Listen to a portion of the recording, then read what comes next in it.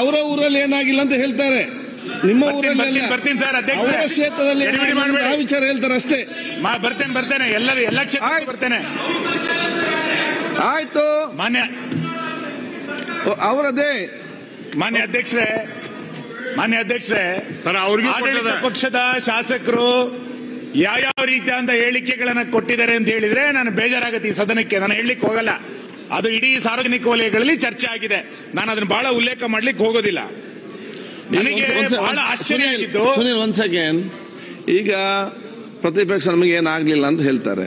ನಮ್ಮ ಶಾಸಕ ಬಹಳಷ್ಟು ಕೆಲಸ ಇವತ್ತು ಆಗಿದೆ ಅಂತ ಹೇಳ್ತಾರೆ, ನಮ್ದು ಕೂಡ ಆಗಿದೆ. ಅದ್ರಲ್ಲಿ ಹೇಳಲಿಕ್ಕೆ ಈಗ ನೆಕ್ಸ್ಟ್ ನಮ್ಮ ಶಿವಲಿಂಗ ಅವರು ಶಿಕ್ಷಣ ತಂದಾಗ ಚರ್ಚೆ ಮಾಡ್ತಾರೆ, ಅದ್ರಲ್ಲಿ ಆ ವಿಚಾರ ಅವ್ರು ಹೇಳ್ತಾರೆ. ಈಗ ನಿಮ್ಮ ಈಗ ಯಾರು ಡಿಸ್ಟರ್ಬ್ ಆಗೋದು ಬೇಡ, ಬೇಗ ಮುಗಿಸುವ.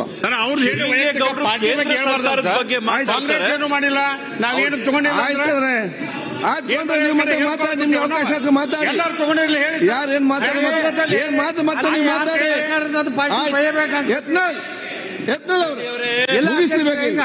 ಯಾವ ಸರ್ಕಾರ ಇರ್ತದೆ ಆ ಪಾರ್ಟಿಗೆ ಬಯಬೇಕಾಗ್ತದೆ. ಆಯ್ತು, ನೀವು ಅವ್ರು ಏನಾದ್ರು ಹೇಳ್ತಾರೆ, ನೀವು ಯಾಕೆ ರಿಪ್ಲೈ ಕೊಡ್ತೀರಿ? ಇದೇ ಕೆಲಸವಾ ಕೂತ್ಕೊಂಡು ನಮ್ಗೆ ಕಂಪ್ಲೀಟ್ ಮಾಡಿ. ಮಾನ್ಯ ಅಧ್ಯಕ್ಷರೇ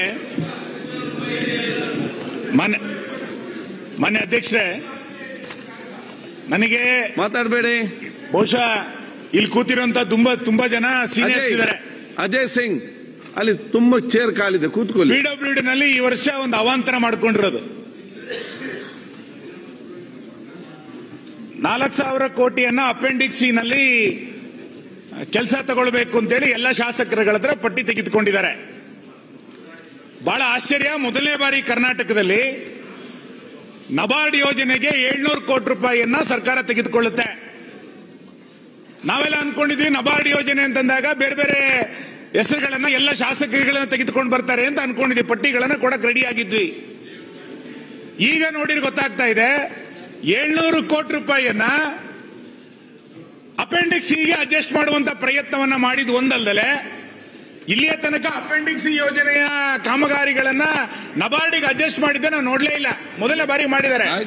ಎರಡನೇದು ನಿಮ್ಮ ಹತ್ರ ಬರೋದು, ನಬಾರ್ಡ್ ಯೋಜನೆಯಲ್ಲಿ 240 ಕೋಟಿ ರೂಪಾಯಿಯನ್ನ ನಿಮ್ಮ ಕ್ಷೇತ್ರದ ಒಂದು ಬ್ರಿಡ್ಜಿಗೆ ಕೊಟ್ಟಿದ್ದಾರೆ, ಉಳಿದ ಯಾರಿಗೂ ಏನನ್ನೂ ಕೊಡ್ಲಿಲ್ಲ. ಅಂದ್ರೆ ಉಳಿದವರು ಎಲ್ಲರಿಗೂ ಕೊಡಬಹುದಾಗಿತ್ತು, ನಿಮಗೆ ಕೊಟ್ಟಿದ್ದಕ್ಕೆ ಬಗ್ಗೆ ಬೇಜಾರಿಲ್ಲ. ಸರ್ಕಾರದ ಯಾವ್ದಾದ್ರು ನಿಮ್ಮ ರಾಜ್ಯದ ಬೊಕ್ಕಸದಿಂದ ನಿಮಗೆ ಕೊಡಬಹುದಾಗಿತ್ತು 240 ಕೋಟಿಯನ್ನ. ನಾನು ಶಬಾಸ್ಗಿರಿ ಹೇಳ್ತಾ ಇದ್ದೆ, ಇಡೀ ರಾಜ್ಯದ ಎಲ್ಲ ಶಾಸಕರಿಗೆ ಕೊಡಬೇಕಾದಂತ ನಬಾರ್ಡ್ ಯೋಜನೆ ನಡಿನಲ್ಲಿ ನಿಮ್ ಕ್ಷೇತ್ರದ ಒಂದು ಬ್ರಿಡ್ಜ್ಗೆ 240 ಕೋಟಿ ರೂಪಾಯಿ ಕೊಟ್ರೆ ಉಳಿದ ಶಾಸಕರು ಎಲ್ಲಿಗೆ ಹೋಗ್ಬೇಕು? ನಿಮ್ಗೆ ಯಾಕೆ ಕೊಟ್ಟಿತ್ತು? ಅಂದ್ರೆ 700 ಕೋಟಿ ರೂಪಾಯಿನ ಒಂದು ಕಡೆ ಅಪೆಂಡಿಕ್ಸ್ ಗೆ ಅಡ್ಜಸ್ಟ್ ಮಾಡಿದ್ರಿ. ಅಪೆಂಡಿಕ್ಸ್ ಸಿ ನಲ್ಲಿ ನಿಮ್ ಬಜೆಟ್ ನಲ್ಲಿ 4,000 ಕೋಟಿ ಅಂತ ತೋರಿಸ್ತೀರಿ, ಅದರಲ್ಲಿ 700 ಕೋಟಿ ರೂಪಾಯಿನ ನಬಾರ್ಡಿಗೆ ಅಡ್ಜಸ್ಟ್ ಮಾಡ್ತಾ ಇದ್ದೀರಿ. ಇನ್ನ ಯಾವ್ದೋ ಒಂದು ಯೋಜನೆಗೆ ನಿಮ್ ಬ್ರಿಡ್ಜ್ ಕೊಟ್ಟು ಉಳಿದ ಶಾಸಕರುಗಳು 2 ವರ್ಷ ನಬಾರ್ಡಿನ ಕಡೆ ನೋಡದಲ್ಲೇ ಇರುವಂತ ಪರಿಸ್ಥಿತಿಯನ್ನ ಈ ರಾಜ್ಯ ಸರ್ಕಾರ ಇವತ್ತು ತಂದಿಟ್ಟಿದೆ. ಇದ್ರ ಬಗ್ಗೆ ಆಗಿಲ್ಲ. ನನ್ನ ಕ್ಷೇತ್ರಕ್ಕೆ ನನಗೆಲ್ಲ ಅದು ಮಂಗಳೂರು ನಗರಕ್ಕೆ ಪ್ರಯೋಜನ ಆಗ್ತದೆ, ಅಲ್ಲಿ ಜನ ವಾಹನ ಕಡಿಮೆ ಆಗ್ತದೆ ಮತ್ತು ಆಕ್ಸಿಡೆಂಟ್ ಆದ ಆಲ್ಟರ್ನೇಟ್ ಬ್ರಿಡ್ಜ್ ಆಗ್ತದೆ ಅಂತ ಕೊಟ್ಟಂತ. ನಾನು ಒಂದು ನಿಮಿಷ ಅಲ್ಲ, ಸ್ಪೀಕರ್ ಇಡೀ ಮಂಗಳೂರು ಭಾಗಕ್ಕೆ ಒಂದು ಬ್ರಿಡ್ಜ್ಗೆ ದುಡ್ಡು ಹಾಕ್ಸಿದ್ದಾರೆ ಅಂತ ನೀನು ವಿರೋಧ ಮಾಡ್ತೀಯಲ್ಲಪ್ಪ. ಸರ್ಕಾರನ ಚೆನ್ನಾಗಿ ಬಯಸ್ತಾವ್ರೆ, ಆದ್ರೂ ನೀವು ಬಿಡಲ್ವಲ್ಲ. ಇತಿಹಾಸ ಮಾತಾಡ್ಸಿದ್ರೆ ವಿರೋಧ ಪಕ್ಷದವ್ರನ್ನ ಒಂದು ನಿಯಮ ಅಂದ್ರೆ 4 ಜನ 5 ಜನ ಕೊಡೋದು ಅವಕಾಶ. ನಾನು 20 ವರ್ಷದಿಂದ ಕೂತಿದ್ದೇನೆ, ನಿಮ್ಗೆಲ್ಲಾ ಮಾತಾಡ್ಸ್ಯಾರೆ, ಆದ್ರೂ ನೀವು ಅವ್ರನ್ನ ಅವ್ರನ್ನೂ ಬಿಡಲ್ವಲ್ಲ, ನೀವು ಟೀಕೆ ಮಾಡೋದು. ನಾನು ಟೀಕೆ ಮಾಡ್ಲಿಲ್ಲ, ಬುದ್ಧಿ ನೀವು ಕುತ್ಕೊಳ್ಳಿ ಸರ್. ಆಯ್ತು, ನಾನು ನಮ್ಮ ಜಿಲ್ಲೆಗೆ ನಿಮ್ ಮುಖಾಂತರ ಬ್ರಿಡ್ಜ್ ಬಂದಿದ್ದಕ್ಕೆ ನಾನು ಆಕ್ಷೇಪ ಎತ್ತಲಿಲ್ಲ. ನಾನು ಹೇಳ್ತಾ ಇರೋದು, ಸರ್ಕಾರಕ್ಕೆ ಕಳಕಳಿ ಇದ್ದಿದ್ರೆ ಅಪೆಂಡಿಕ್ಸ್ ಸಿ ನಲ್ಲಿ 240 ಕೋಟಿ ರೂಪಾಯಿನ ಕೊಡಬಹುದಿತ್ತು. ನಬಾರ್ಡ್ ನಲ್ಲಿ ಕೊಟ್ಟು ಉಳಿದ ಶಾಸಕರಿಗೆ ಕೊಡಬೇಕಾದಂತ ಅನುದಾನಗಳನ್ನ ಒಂದು ಬ್ರಿಡ್ಜ್ ನಲ್ಲಿ ಕಿತ್ಕೊಂಡ್ರಿ ಅಂತ ನನ್ನ ಆಕ್ಷೇಪ ಅಷ್ಟೇ, ಅದ್ರ ಬಗ್ಗೆ ಅಷ್ಟೇ, ಉಳಿದೇನಿಲ್ಲ. ಅದಕ್ಕೆ ಸ್ಪೀಕರ್ ಆಗಬೇಕು, ಅದಕ್ಕೆ ಗೊತ್ತಾಯ್ತು. ಮಾನ್ಯ ಅಧ್ಯಕ್ಷರೇ, ನಾನೀಗ ನೋಡ್ತಾ ಹೋದ್ರೆ ನಿಮಗೆ ಬಹಳ ಆಶ್ಚರ್ಯ ಆಗುತ್ತೆ, ಮತ್ತೆ ಅದು ಸುಮ್ಮನೆ ಮಾತಿಗೆ ಮಾತು ಬೆಳೆಯುತ್ತೆ. PWDನವರು ಮಾನ್ಯ ವಿರೋಧ ಪಕ್ಷದ ನಾಯಕರು ಕೇಳುವಂತ ಪ್ರಶ್ನೆಗೆ ಉತ್ತರ ಕೊಟ್ಟಿದ್ದಾರೆ. ರಾಜ್ಯದಲ್ಲಿ ನಿರ್ಮಾಣ ಮಾಡಿರುವ ಹಾಗೂ ಡಾಂಬರೀಕರಣ ಮಾಡಿರುವ ರಾಜ್ಯ ಹೆದ್ದಾರಿಗಳ ಮುಖ್ಯ ರಸ್ತೆಗಳ ವಿವರಗಳು ಅಂತ ಸುಮ್ಮನೆ ಓದ್ತೇನೆ. ಹುಬ್ಬಳ್ಳಿ ನಿರ್ಮಾಣ ಮಾಡಿರುವಂತಹ ರಸ್ತೆಗಳು 00, ಬಳಕೆಗೆ ಯೋಗ್ಯ ರಸ್ತೆಗಳು 00, ನಿರ್ಮಾಣ ಮಾಡಿರುವ ಹುದ್ದೆ 00, ನವಲಗುಂದ 00, ಗದಗ 00, ಮುಂಡರಗಿ 00, ನರಗುಂದ 00, ಹಾವೇರಿ 00, ಹಿರೇಕೆರೂರು 00. ಎಷ್ಟು 0 ಹೋಗ್ಲಿ ಸರ್ ನಾನು? ಯಾವ ತಾಲೂಕುಗಳಲ್ಲೂ ಕೂಡ ಹೊಸ ರಸ್ತೆ ನಿರ್ಮಾಣ ಮಾಡುವಂತ ಪ್ರಯತ್ನವನ್ನ ಈ ಸರ್ಕಾರ ಮಾಡಲೇ ಇಲ್ಲ ಅನ್ನುವಂಥದ್ದು ನಮ್ಮ ಆಕ್ಷೇಪಣೆ ಇರುವಂತದ್ದು. ಹಾಗಾಗಿ ಬಜೆಟ್ನಲ್ಲಿ ಒಂದು ಗುಟುಕ ನೀರು ಕೊಡು ಅಂತೇಳಿ ಏನು ಮುಖ್ಯಮಂತ್ರಿಗಳು ಉಲ್ಲೇಖ ಮಾಡಿದ್ರು, ನಾವೀಗೆಲ್ಲ ಶಾಸಕರು ಕೇಳ್ತಾ ಇರೋದು, ದಯಮಾಡಿ ಈ ಸರ್ಕಾರ ಈ ಮುಖ್ಯಮಂತ್ರಿ ಇರಬೇಕಾದ್ರೆ ನಮಗೆ ಅನುದಾನ ಕೊಡ್ತಿರೋ ಅಥವಾ ನವೆಂಬರ್ ನಂತರ ಬರುವಂತ ಮುಖ್ಯಮಂತ್ರಿಯಿಂದ ಅನುದಾನ ಕೊಡ್ತಿರೋ ಅನ್ನುವಂಥದ್ದನ್ನಾದ್ರೂ ಕೂಡ ನಾವು ಮಾಡಬೇಕು. ನವೆಂಬರ್ ಕ್ರಾಂತಿಯ ನಂತರ ನಮಗೆ ಹೇಳಿದ್ರೆ ನಮ್ಗೆ ಸ್ವಲ್ಪ ಸುಲಭ ಆಗ್ತದೆ ಮಾಡಲಿಕ್ಕೆ.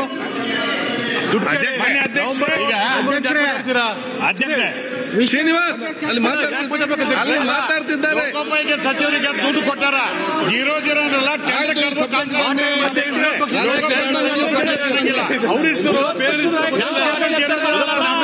ಅಲ್ಲ, ನಾಯಕರಂತೂ ಅವರೇ ಇರ್ತಾರೆ. ಯಾರೇ ಇರ್ಲಿ, ನೀವಂತೂ ಅಲ್ಲೇ ಇರ್ತೀರಲ್ಲ. ಓಕೆ, ನಿಮ್ ಪಾರ್ಟಿ ಅಂತೂ ಅಪೋಸಿಷನ್ ಮಾಡಿ. ಏನಾದ್ರು ವಿರೋಧ ಪಕ್ಷದ ನಾಯಕರಲ್ಲಿ ಬದಲಾವಣೆ ಇದೆಯಾ? ಅದು ಇಲ್ಲ. ವಿರೋಧ ಪಕ್ಷದ ಅಧ್ಯಕ್ಷ ಯಾರಿದ್ರೆ ಏನು? ಶ್ರೀನಿವಾಸ್ ವಿರೋಧ ಪಕ್ಷದ ನಾಯಕರಾಗಿರ್ತಾರೆ ಅಲ್ವಾ ಸರ್? ಅಲ್ಲ, ಮಿನಿಸ್ಟ್ರಿ ಕೂರಿಸ್ಬೇಕು.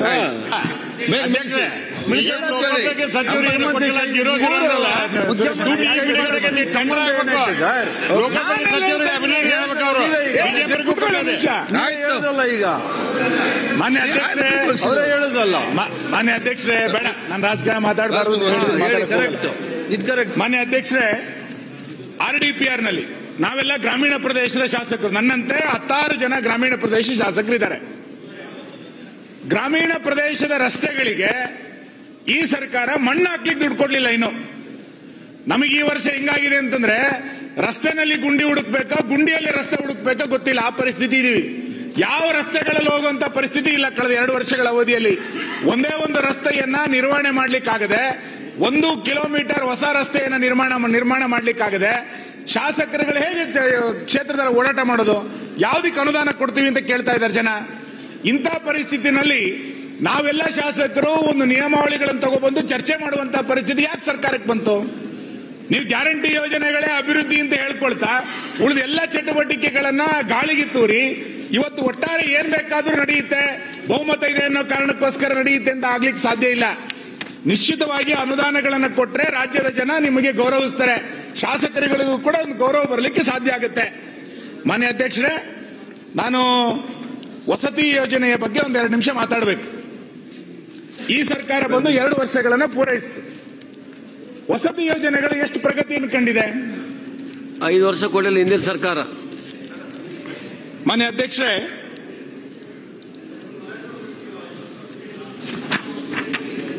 ಹಿಂದಿನ ಸರ್ಕಾರದಲ್ಲಿ ಒಂದು ಮನೆ ಕೊಟ್ಟಿಲ್ಲ.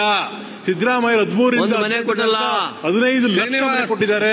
ಅವ್ರು ಈಗಿನ ವಿಷಯ ಹೇಳ್ತಾರೆ. ಅವರೇ ಹಿಂದಿನ ಏನ್ ಮಾಡಿದ್ರೆ ಆಯ್ತು, ಲಕ್ಷ ಗಟ್ಟಲೆ ಮನೆ ಕೊಟ್ಟರಲ್ಲ ಸರ್, ಅದೇ ಗೊತ್ತೇನೆ. ಮತ್ತೆ ಮಾನ್ಯ ಅಧ್ಯಕ್ಷರೇ, ಮಾನ್ಯ ಹೇಳ್ತಾರೆ, ಒಂದು ಪ್ರಶ್ನೆ ಕೇಳಿದ್ದಾರೆ, ಅದಕ್ಕೆ ಆನ್ಸರ್ ಕೊಟ್ಟಿದ್ದಾರೆ. ವಸತಿ ಯೋಜನೆ ಲಕ್ಷ್ಮಣ್ ಸೋದರ ಪ್ರಶ್ನೆಗೆ ಅವರು ವಸತಿ ಯೋಜನೆಗಳಲ್ಲಿ ಬೆಳಗಾವಿ ಅಥಣಿ ಕ್ಷೇತ್ರಕ್ಕೆ ಎಷ್ಟು ಕೊಟ್ಟಿದ್ದಾರೆ ಅಂತ ಕೇಳ್ತಾ, ಆಮೇಲೆ ಯಾವಾಗ ಮಂಜೂರಾತಿ ಮಾಡಲಾಗುವುದು, ಇದುವರೆಗೆ ಮಂಜೂರಾತಿ ಮಾಡಲು ಕಾರಣಗಳೇನು ಅಂತ ಕೇಳಿದ್ದಾರೆ. ಅದಕ್ಕೆ ಅವ್ರು ಕೊಟ್ಟರೆ ಉತ್ತರ ಏನು ಅಂತಂದ್ರೆ, 2023-24, 2024-25ರಲ್ಲಿ ಹೊಸ ಮನೆಗಳ ಗುರಿಯನ್ನ ನಿಗದಿಪಡಿಸಿರುವುದಿಲ್ಲ. ಮುಂಬರುವ ಆಯವ್ಯಯದಲ್ಲಿ ನಿಗದಿಪಡಿಸಿರಬಹುದಾದಂತ ಹೊಸ ಮನೆಗಳಿಗೆ ಗುರಿಗೆ ಅನುಗುಣವಾಗಿ ನಿಯಮಾನುಸಾರ ಮಂಜೂರಾತಿ ಮಾಡಬಹುದು ಅಂತ. 2 ವರ್ಷದಲ್ಲಿ ಈ ಸರ್ಕಾರ ಒಂದು ಮನೆಯನ್ನು ಕೊಡ್ಲಿಲ್ಲ. ಅಧ್ಯಕ್ಷರೇ, ಮಾತಾಡಬೇಕಾದ್ರೆ ಸಮಾಜವನ್ನು ನಿರ್ಮಾಣ ಮಾಡ್ತೇವೆ, ನಿಮ್ಮ ಕೊರೋನಾ 2 ವರ್ಷದಲ್ಲಿ ಒಂದು ಮನೆಯನ್ನು ಸರ್ಕಾರ ಕೊಡಲಿಲ್ಲ.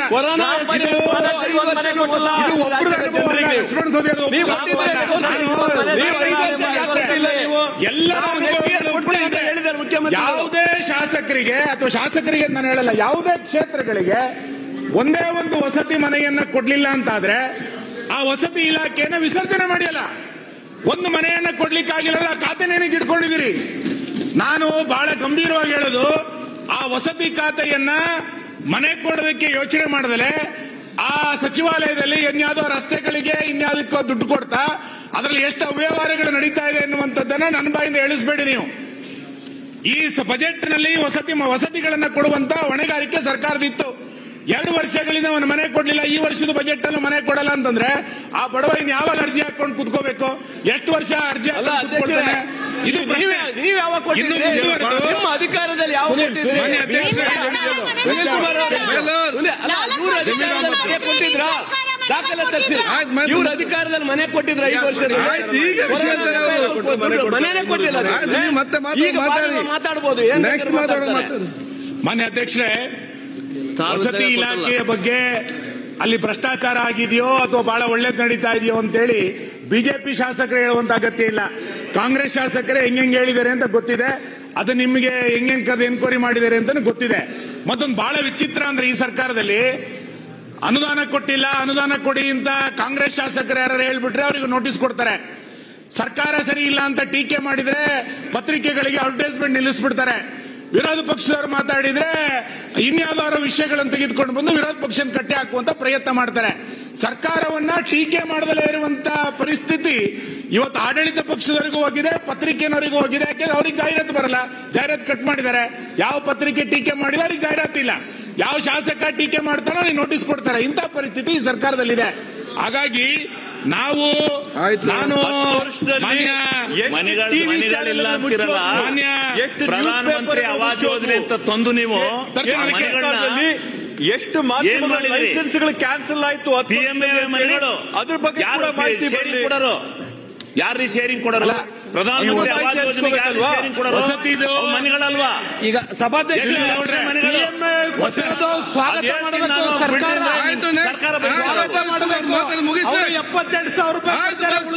72,000 ಮಧ್ಯದಲ್ಲಿ ಯಾರು ಸ್ವಾಗತ ಮಾಡಬೇಕು. ಅಲ್ಲ, ಇವರು ಜವಾಬ್ದಾರಿ ಈ ಸರ್ಕಾರ